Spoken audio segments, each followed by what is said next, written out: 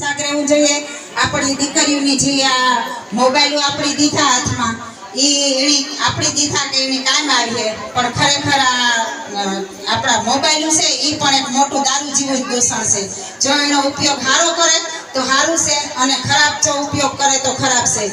તો તમે તમારી દીકરીઓના મોબાઈલ સેટ કરો, જોતા રહ્યો ને બને તો એની મોબાઈલ હાથમાં આપોમાં કે કઈ સમજતી ને ટકાણાને એની બિસાડાની એક ચોકલેટ હારું પર દીકરીઓને કહો કે હાલો તમને ચોકલેટ આપીએ તો નાની નાની બાળાઓ ચોકલેટ હારું થઈને પણ વીયું જાય। પણ આપણી એકવાર આપણે કહીએ કે બેટી બચાવો બેટી બચાવો બેટી બચાવો, તો આવા કેટલાક કાર્ય કરે કે નૂતનબેન ને લીલુબેન જેવા મોંઘા પ્રાણીની સેવા તો એ ખૂબ કરતા જોયા। પણ આજે અમે આ પણ જોયું કે એ ગમે એ ઠેકાણે આવે અને બધાયની હેલ્પ કરવા ઉભા રહી છે।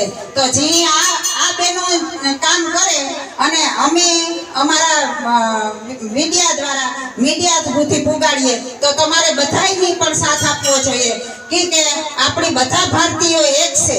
તો પછી બધાયની સાથ આપવો જોઈએ ને। દીકરીઓ આપણી જ છે, આપણે કહીએ ને કે દીકરી છે એ માતા છે, તો એવા આ કારણે બધાય કે કોઈ સાથ નથી દેતા। આવી બેનો આગળ આવે તો તમે પણ આગળ આવો અને એનો સાથ આપો। તો આપણી આ અટાણે ભોળાનાથના સાનિધ્યમાં આ બેનોની આવો પ્રોગ્રામ ગોઠવો કે ભગવાન બધાયની સદબુદ્ધિ આપે એ હાટું છે ને એટલા નામ લેવડાવ્યા, હજારો નામ લીધા। બધી બહેનો 4-5 મંડળની ફેર્યું કર્યું બહેનો અને બધીની નાસ્તા પાણી કરાવે અને બધીની ગાયો માટે ફાળો એકત્રિત કર્યો। તો આપણી પણ એ બહેનોનો સાથ દેવો જોઈએ। તો બધાય આ મારા વિડિયા જોવે અને તમે પણ સાથ દીજો। અસ્તુ, જય ભોળાનાથ।